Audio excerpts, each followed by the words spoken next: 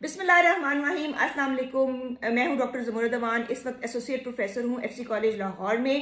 اور آج 31 دسمبر کا دن ہے۔ 2022 کے چند لمحات رہ گئے ہیں، ہم 2023 میں انٹر ہونے والے ہیں۔ آپ سب کو میری طرف سے نیو ایئر بھی مبارک ہو۔ لیکن آج خاص طور پہ یہ پروگرام کرنے کا مقصد یہ ہے کہ ہم یہ دیکھ سکیں، یہ جائزہ لے سکیں کہ پاکستان کی جو سیاسی منظرنامہ ہے اس پہ کون کون سے اہم واقعات ہوئے ہیں، ان کے کیا سماجی اور کیا معاشی قسم کے اثرات ہیں جو پڑ رہے ہیں، اور ہم سب اس کا حصہ ہیں، ہم سب اس کو برداشت بھی کر رہے ہیں۔ میرے ساتھ ہیں ڈاکٹر فاروق حسنات۔ ڈاکٹر فاروق حسنات ماہر سیاست ہیں، سیاست پڑھاتے ہیں، لکھتے ہیں، پڑھتے ہیں۔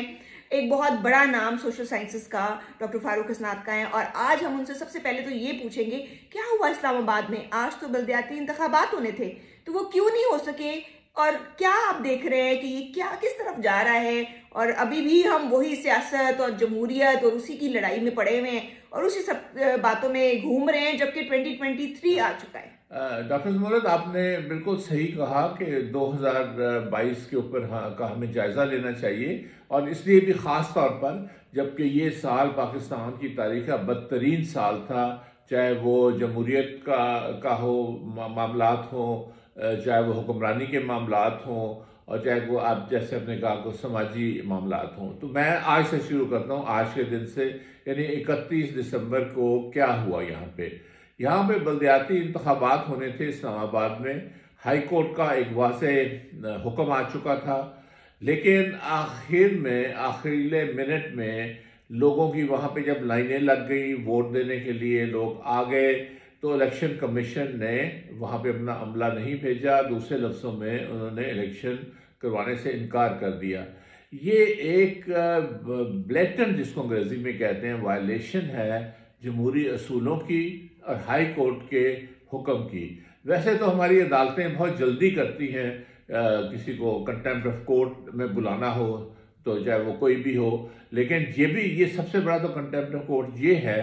تو اس میں عدالتیں کیا وہ عدالت اس کا نوٹس لے گی یا نہیں لے گی؟ مختصراً میں یہ کہوں گا کہ یہ حکومت جو امپورٹڈ حکومت ہے، نون لیگ بھی اس میں شامل ہے، پیپلز پارٹی بھی شامل ہے، یہ جہاں بھی انتخابات کا نام سنتے ہیں وہاں سے فرار ہو جاتے ہیں، کیونکہ انہوں نے بھانپ لیا ہے کہ لوگ ان کے ساتھ نہیں ہیں، اور ان کو عبرت ناک شکست ہوگی جب بھی انہوں نے انتخابات کروائے، چاہے بلدیاتی ہوں، چاہے قومی ہوں، چاہے صوبائی ہوں، کسی طرح کے بھی ہوں۔ 22 کی سب سے بڑی خبر یہ تھی کہ کس طریقے سے عمران خان کی منتخب جمہوری حکومت کو ہٹا کے، پی ٹی آئی کی حکومت کو ہٹا کر ایک امپورٹڈ حکومت لے کر آیا گیا، اور اس کے کیا معاشرتی اس کے کیا معاشی اثرات پاکستان کی اکانومی پہ بڑھے۔ ہم نے دیکھا مہنگائی جو ہے وہ آسمان سے باتیں کرنے لگ گئی، ڈالر اتنا مہنگا ہو گیا وہ تو مل ہی نہیں رہا، آپ کو کہیں پر بھی نہیں مل رہا۔ اور اس کے علاوہ ہم نے دیکھا کہ عام روزمرہ کی چیزیں جس طرح آٹا، دالیں، ٹماٹر، پیاز، یہ سب مہنگا ہو گیا، اور اس کی وجہ سے پاکستان کی جو بین الاقوامی ساکھ ہے اس کے اوپر بھی بہت اثرات پڑے ہیں۔ ڈاکٹر فاروق حسنات سے ہم پوچھیں گے یہ جو معاشی میلٹ ڈاؤن ہے اس کو آپ کس طریقے سے دیکھتے ہیں؟ بات کا جواب جلدی سے اگر دینا چاہوں میں تو وہ یہ ہے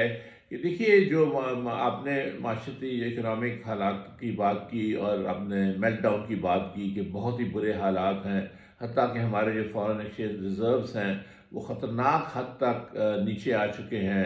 اور مہنگائی کا طوفان آ گیا ہے جس میں غریب آدمی پس رہا ہے، بے روزگاری ہے، فیکٹریاں بند ہو رہی ہیں، لوگ سڑکوں پہ آ گئے ہیں بغیر کسی جاب کے، اور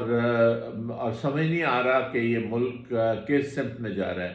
یہ کس لیے ہوا؟ یہ اس لیے ہوا کہ جب آپ نے ایک اچھی بھلی چلتی ہوئی حکومت کو بین الاقوامی امریکی سازش کے تحت آپ نے اس کو ڈسپلیس کیا، جس میں ہماری اسٹیبلشمنٹ بھی شامل ہے، اور یہ سیاسی پارٹیاں یہ تو مانتی بھی نہیں ہیں جمہوریت میں، یہ تو دوسرے راستوں سے ہی آتی رہی ہیں پہلے بھی، اور اب بھی وہ آ گئیں۔ تو اس لیے جب سیاسی عدم استحکام ہوتا ہے تو اس کا بہت برا اثر پڑتا ہے مارکیٹس کے اوپر، بہت بڑا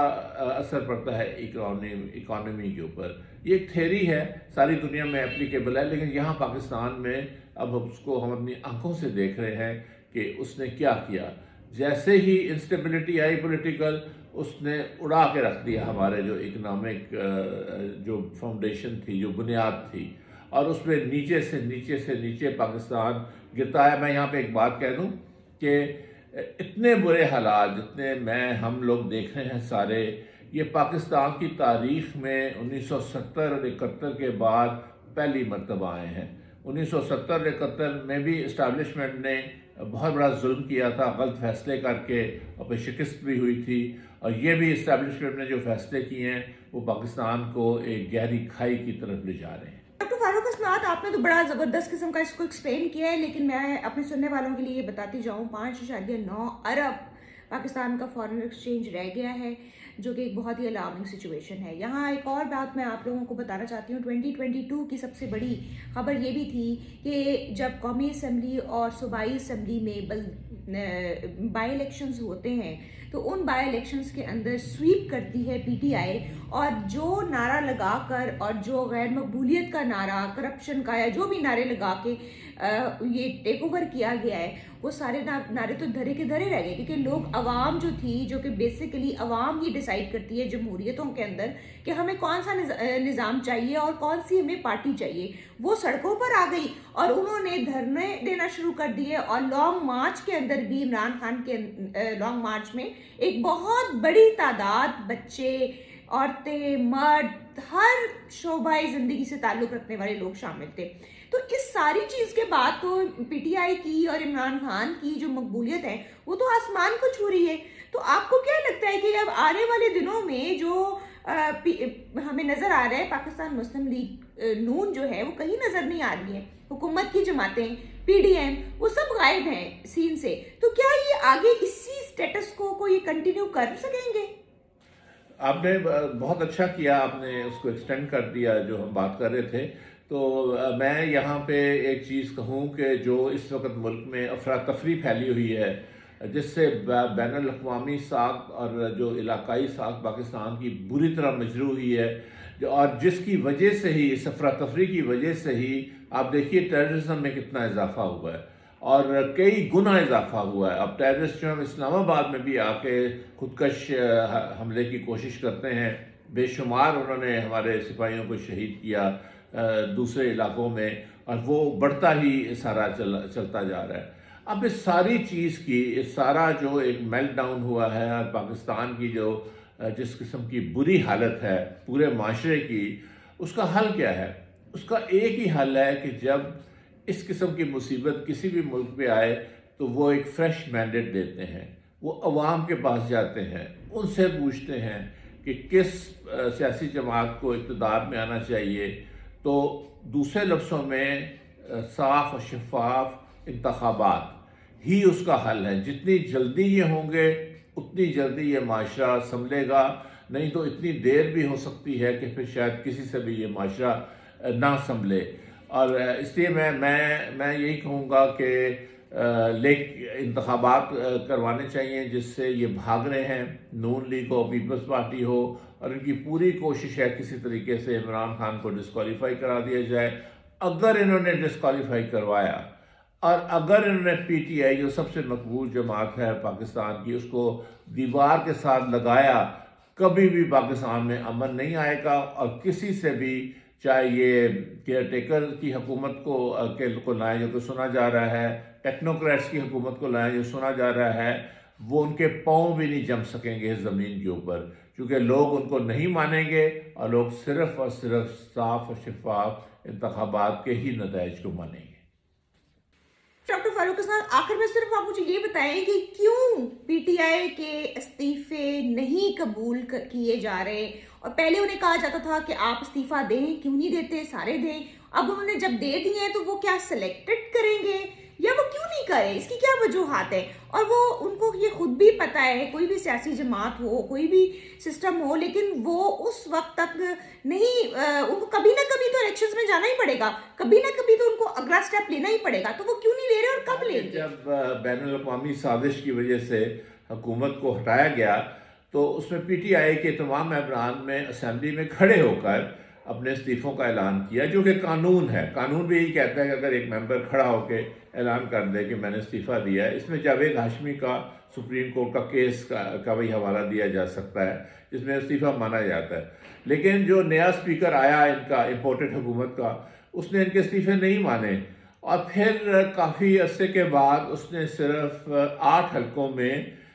جو وہ سمجھتے تھے کہ کمزور ترین حلقے ہیں پی ٹی آئی کے، اور پی ٹی آئی نے اگر جیتے بھی، وہ جیتے تھے پچھلے الیکشن میں لیکن بہت کم ووٹوں سے، 800 سے 1000 سے 1000 سے. تو ان کا خیال تھا کہ یہ ساری چونکہ جماعتیں اکٹھی ہیں 13 کی 13، تو یہ مل کے جب انتخابات میں حصہ لیں گی تو پی ٹی آئی جو ہے وہ نہیں جیت سکے گی. وہاں پہ الیکشن میں تو عمران خان ساری سیٹوں پہ کھڑے ہو گئے سوائے ایک سیٹ کے جو کراچی کی تھی جس میں کھلم کھلا دھاندلی کی پیپلز پارٹی نے. اس کے علاوہ یہ 7 کی 7 سیٹیں پی ٹی آئی جیت گئی عمران خان کی شکل میں، اور ان کو لمبے مارجنز کے ساتھ شکست بھی دی، جس سے یہ ثبوت ہو گیا کہ لوگ جو ہیں وہ عمران خان کے ساتھ ہیں. آپ ان کی کمزور ترین سیٹوں پہ بھی انتخابات کرائیں تو اس سے فرق نہیں پڑتا. ابھی تک اسپیکر نے ان کے جو باقی ممبران ہیں ان کے استعفے منظور نہیں کیے. اس کی وجہ یہ ہے کہ یہ الیکشن سے ڈرتے ہیں، یہ الیکشن سے خوف زدہ ہو گئے ہیں. دوسرا معاملہ میں جلدی سے کہہ دوں، پنجاب کا بھی پڑا ہے جس میں ووٹ آف نو کانفیڈنس انہوں نے پیش کی ہوئی ہے، جبکہ پی ٹی آئی نے اعلان کیا تھا کہ ہم یہ ڈیزالو کر دیں گے، تحلیل کر دیں گے پنجاب کی اسمبلی بھی اور خیبر پختونخوا کی بھی. اس سے بھی ڈر گئے ہیں اور کوئی نہ کوئی طریقہ اختیار کر رہے ہیں جس سے الیکشن سے بھاگا جا رہا ہے. آخر میں ایک بات کہوں گا کہ ایک ہی نقطے پہ اگر ہم بات کریں تو وہ یہ ہے کہ جو نون لیگ ہے یا پیپلز پارٹی ہے یا مولانا ہے، یہ صرف اور صرف ڈرتے ہیں الیکشنوں سے، اور وہ عمران خان کی مقبولیت جو ہے جو انتہا کی ہے